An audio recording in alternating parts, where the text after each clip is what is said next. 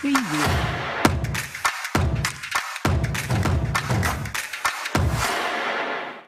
Bienvenidos un día más aquí a Tech Talk by Skiller Academy de Negocios Televisión. Hoy vamos a hablar y vamos a responder una pregunta que se hace mucha gente. Quiero ser influencer, ¿por dónde puedo empezar? Y para ello tenemos a 3 influencers de mucho éxito en Instagram y en otras redes sociales que quiero que nos compartan un poco cómo han llegado a lograr pues ser tan reconocidos. Para ello tenemos a Carlos Soler, bienvenido. Gracias, así.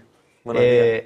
Mónica Aliaga, ¿qué tal? ¿Cómo estás? Gracias, buenos días. Y a Brenda Bien. Barbosa, que bienvenida, que también va a estar parte de nuestro bootcamp de creación de contenido dentro de Skiller Academy. Bienvenida. Muchas gracias, Juan. Y casi empezaría por ti, Carlos. ¿Cómo empezaste en este mundo de la creación del contenido emprendedor? Creo que tienes 2 empresas. ¿Estudiaste algo? ¿Has viajado? ¿Cómo has aprendido? ¿Qué me vende? Pues mira, la verdad que yo empecé hace 10 años, si no recuerdo mal, 2013-2014. No existía todavía el término influencer, la verdad. Sabía que las marcas empezaron a contactar conmigo porque tenían una comunidad o en ese momento, por ejemplo, que empezara con 20.000 o 30.000, en ese momento era ser como casi famoso, ¿no? Y entonces, bueno, yo me dedicaba al tema de moda, trabajaba de modelo internacional y vi como que la gente se empezaba a interesar un poquito por esa vida que llevaba. Empecé a ganar seguidores y en el momento que me envió una marca mi primer email de colaboración remunerada, pensé, ostras, no me puedo creer que me vayan a enviar un producto que es un regalo. En este caso fue un reloj, me acuerdo perfectamente, no se me olvidará nunca. Y encima me van a pagar y dije, pues voy a intentar meterme en ese nicho, especializarme, voy a dejar un poco el mundo de la moda y voy a ver si esto me da para vivir. Y a los 2 años salió como el término influencer, hablé con mi gestor, pusimos todo enfocado como en ese sector y hasta el día de hoy. Mónica, ¿tú cómo empezaste dentro de este mundo? Porque creo que tú estuviste también mucho en el mundo educativo. ¿Cómo te animaste a entrar en el mundo de Yo lo creación? utilizaba como hobby. Publicaba todo lo que era mi vida. Viajaba, me gustaba mucho la fotografía y pues yo subía fotos. La gente ya empezó a preguntarme, oye, ¿de dónde compraste esto? Y esta falda qué bonita, y este pintalabios que llevas, ¿cuál es? Empezaron a preguntarme y yo pues contestaba. Hasta que yo vi ahí pues que se podía sacar chicha. Digo, jolín, si yo encima recomiendo a mis amigos lo mismo que hago en redes sociales, si me puedo lucrar con ello, pues efectivamente lo haría. Y aparte, pues es que yo formo a personas para que tengan una buena identidad y puedan venderse como marca. Entonces eso me ayuda también a posicionarme en redes. Ahora vamos a profundizar cómo podemos lograr eso. Brenda, ¿cómo entraste tú dentro del mundo de la creación del contenido desde tus inicios? Bueno, realmente mi historia es un poco diferente porque yo no tuve Instagram desde el principio. De hecho, cuando salió Instagram yo era un poco, me daba un poco pereza, por así decirlo. Pero como soy periodista, evidentemente es un canal de difusión en donde puedo empezar a comunicar los artículos que publico en periódicos, los diferentes medios en los que estoy, y dije, mira, no puedo desperdiciar este canal en donde puedo llegar a más audiencia.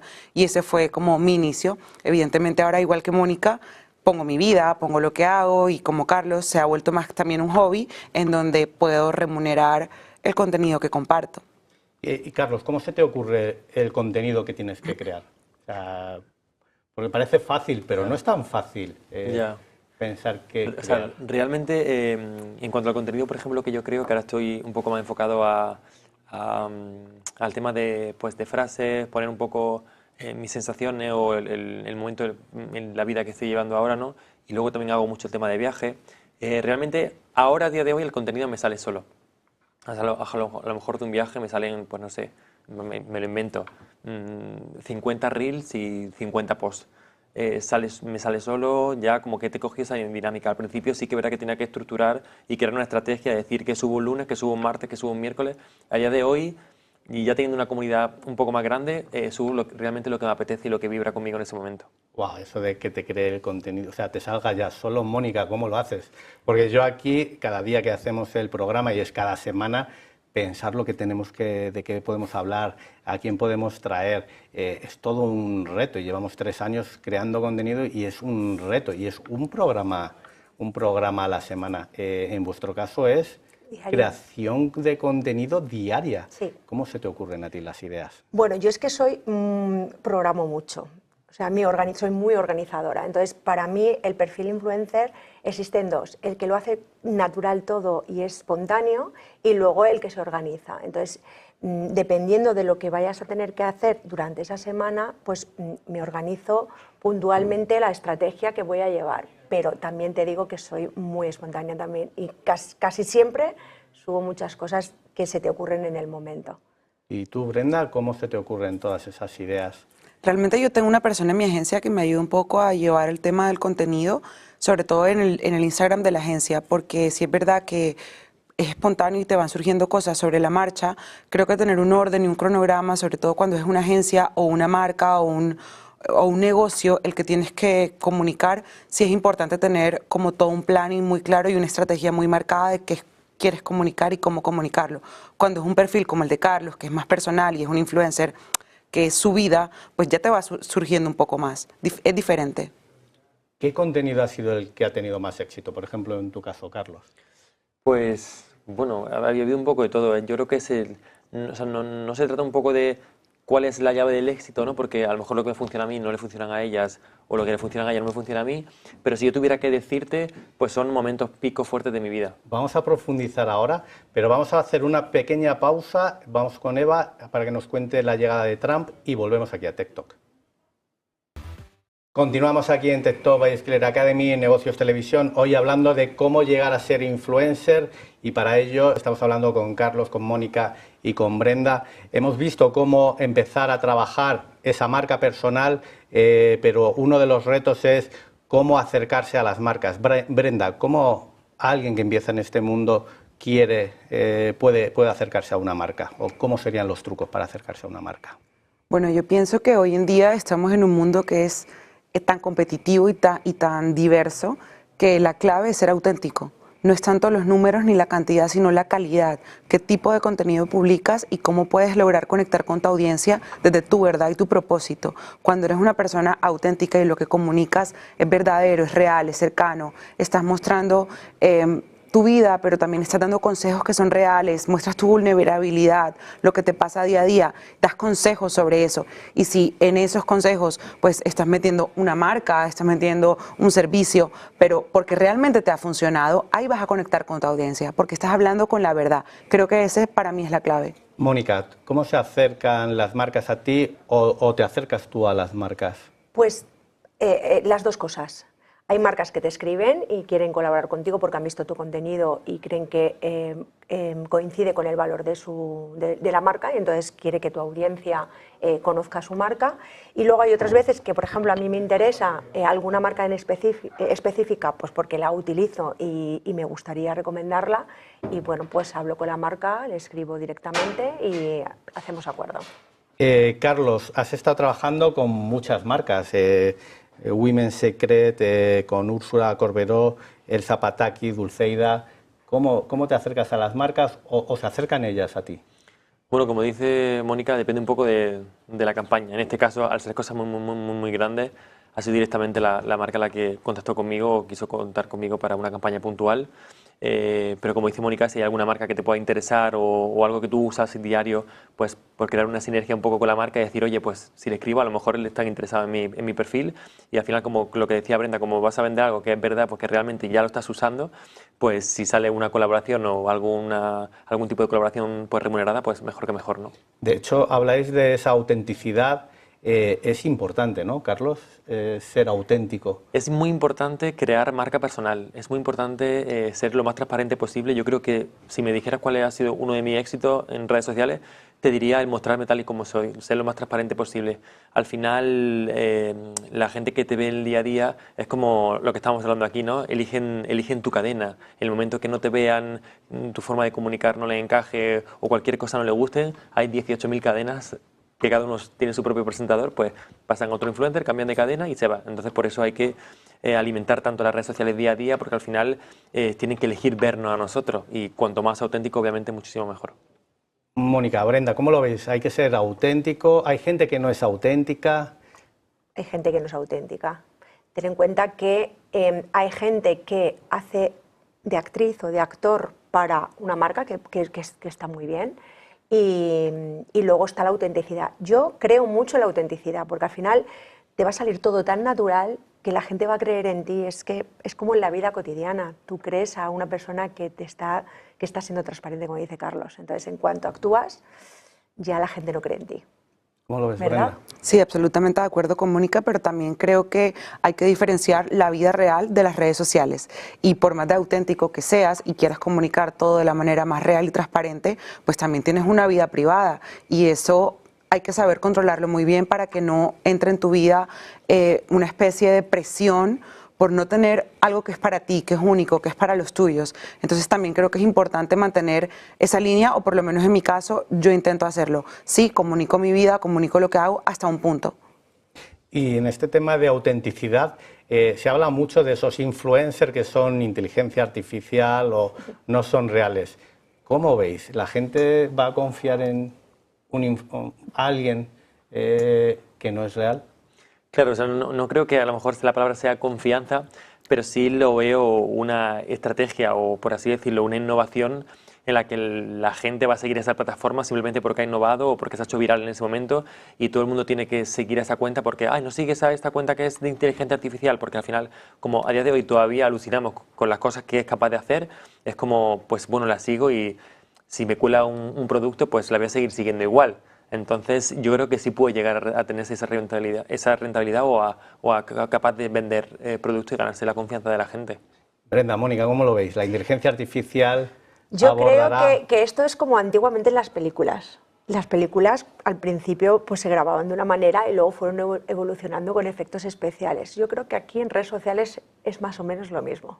O sea, es natural, pero luego con efectos especiales a lo mejor crean, al final lo más llamativo es lo que la gente engancha, entonces puede ser que sí, ¿no? Sí, para mí sin duda la inteligencia artificial llegó para quedarse y cada día la vamos a estar viendo más implicada en nuestra vida diaria, evidentemente también en las redes sociales, evidentemente también los influencers. Creo que todos somos claros de que desde que llegó la usamos, yo personalmente la uso y creo que es una herramienta que cuando se usa de una manera consciente y para beneficiarte, puedes beneficiarte de ella. Evidentemente, si no, pues también puede causarte muchos daños. Entonces, hay que tener cuidado, pero creo que va a llegar para quedarse y la vamos a ver en las redes sociales, sin duda. Yo voy a aprovechar porque tenemos a un especialista también online que quiero dar paso, Pablo Sáez de Hurtado, que es el presidente del Grupo Joven de NATIC, que es la Asociación de Expertos Nacionales de la Abogacía TIC. No sé si en producción nos pueden conectar con Pablo, porque sí que quiero ver en ese debate que hay. Pablo, bienvenido a Tech Top Skiller Academy, aquí en Negocios Televisión. ¿Cómo estás?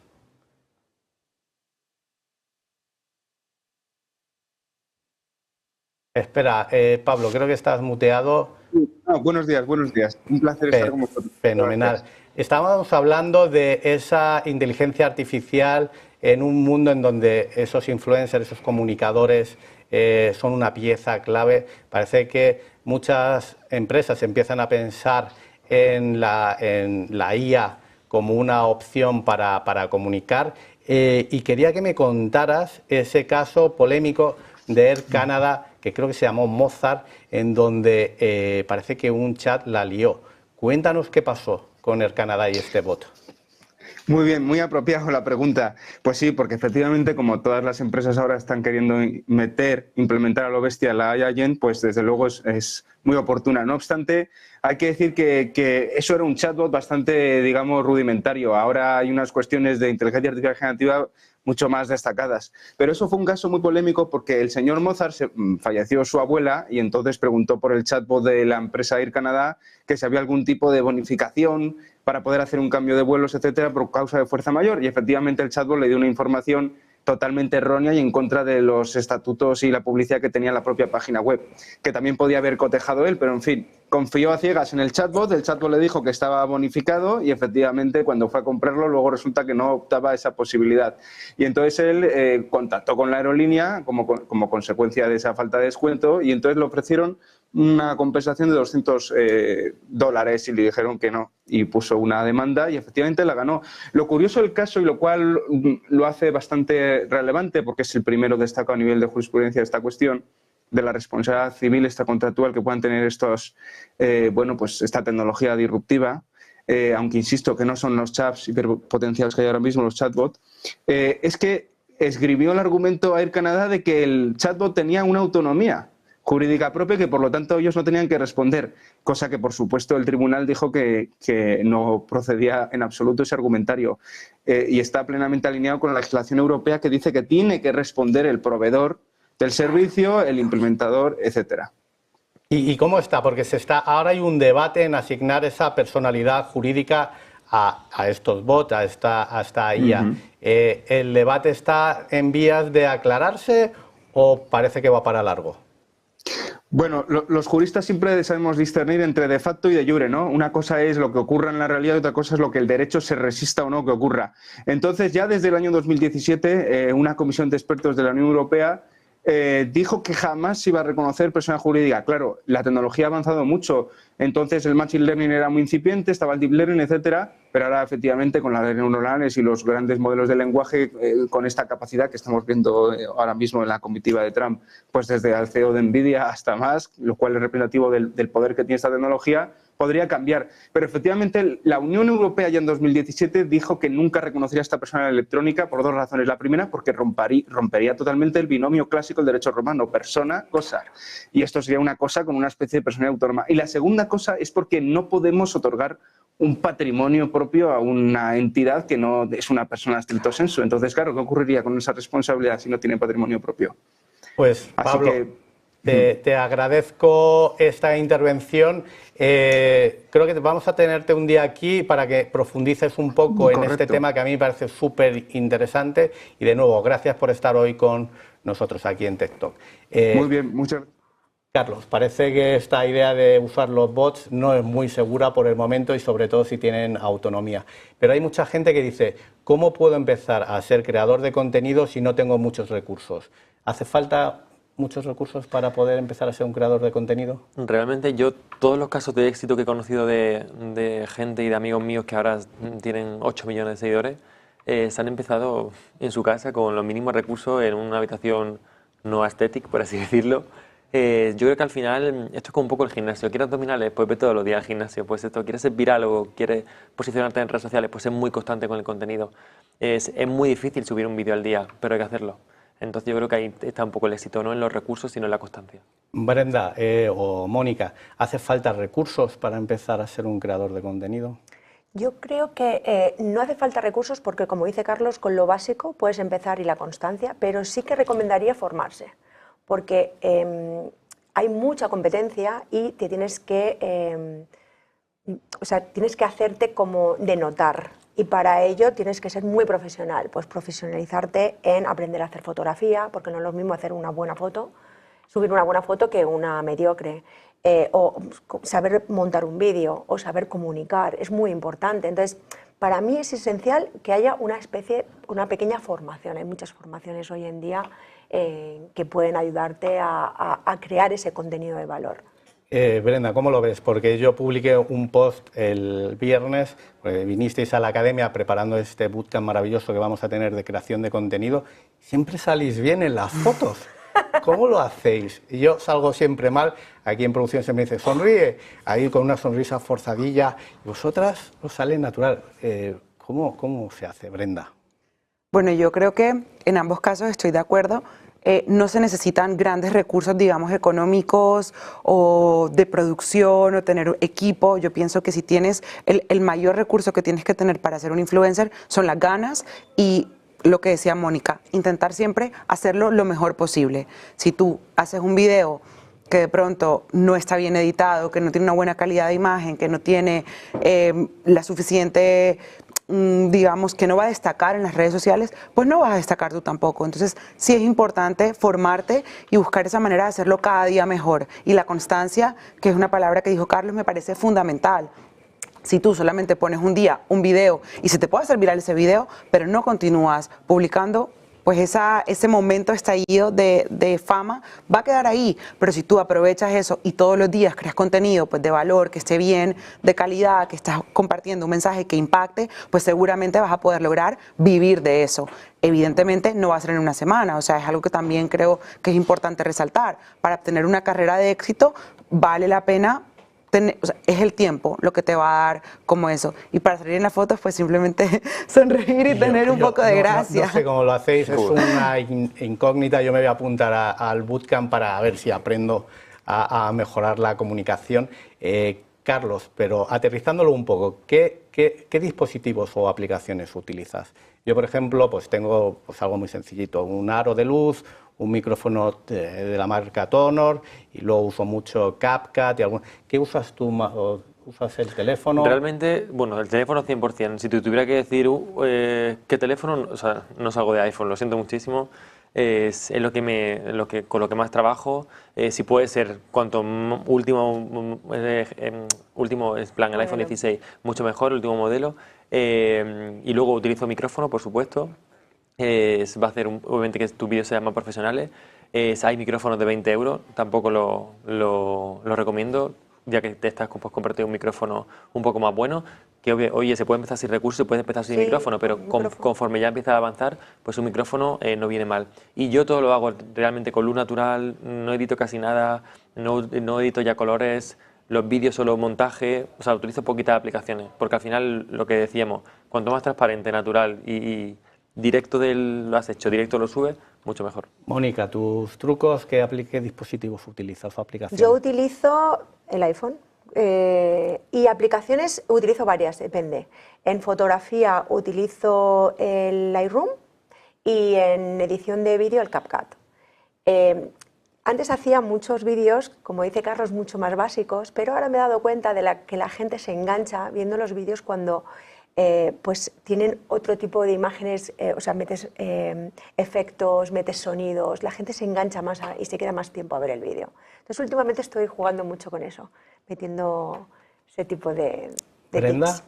Bueno, lo que hemos dicho, cada uno tiene como su sello y su marca personal y su estilo, y eso es muy importante, pero con la moda vienen tendencias. Ahora, por ejemplo, la tendencia son los sonidos. Entonces, si los videos tienen estos sonidos y son como muy de los sonidos, pues engancha. Luego hemos visto diferentes tendencias, pues el black and white o una frase que se vuelve tendencia y si la pones va a tener como más repercusión, o canciones que se vuelven virales en TikTok y si las usas, pues el algoritmo te pone más encima de los otros creadores. Y yo creo que como con las modas, vamos teniendo tendencias, si tú aprovechas esas tendencias en el momento, pues seguramente el video va a tener más alcance. Entonces es importante tener eso en cuenta. ¿Y qué tips daríais para crear esa marca personal?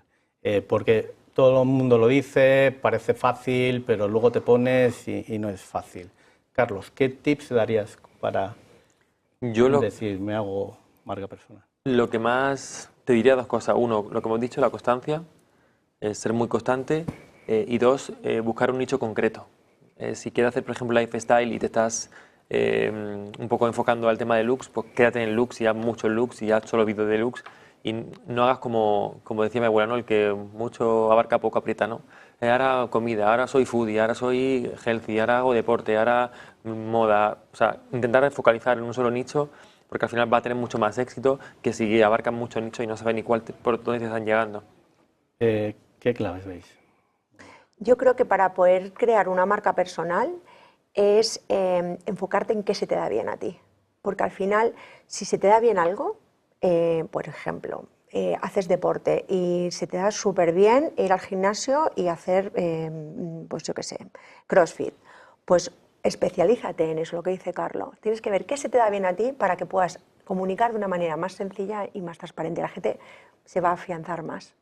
Sí, de acuerdo, conectar con tu propósito. ¿Qué es el mensaje que tú le quieres dar al mundo? ¿Y cómo vas a aprovechar ese canal para llegar a esa audiencia dando ese mensaje? Cuando tú eres claro de tu propósito, eres claro de lo que tú quieres compartir, pues se te va dando el camino. Como tenemos 2 minutos y tenemos que despedir, Cuéntanos, has lanzado una marca de fragancias, ¿cómo se llama esa marca de fragancias? Sí, se llama Casora. Es para la casa, Casora ¿no? Home, sí. Que además lo que has hecho es meterle mucha más intensidad, ¿no? Suelen tener un 3% y creo que le has puesto un 30%, ¿no? Exacto, un poquito más del 30%.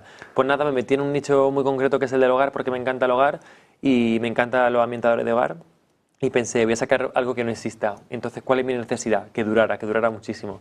Y entonces se saca una marca que con solo 3 pulverizaciones el olor te dura más de 24 horas y ha sido un éxito. Está siendo un éxito. Sí. Pues, y Mónica, Brenda, para acabar, vais a tener este bootcamp de creación de contenido. Decirnos en 30 segundos qué es lo que va a aprender. Porque hay influencers, pero luego también hay creadores de contenido que se puede vivir de ello. Contadnos un poco. En el bootcamp se va a incluir formación tanto de creador de contenido como influencer y creador de contenido UGC, que es un creador de contenido diferente al influencer. Y luego pues se va a enseñar a editar vídeos, fotografía, comunicación.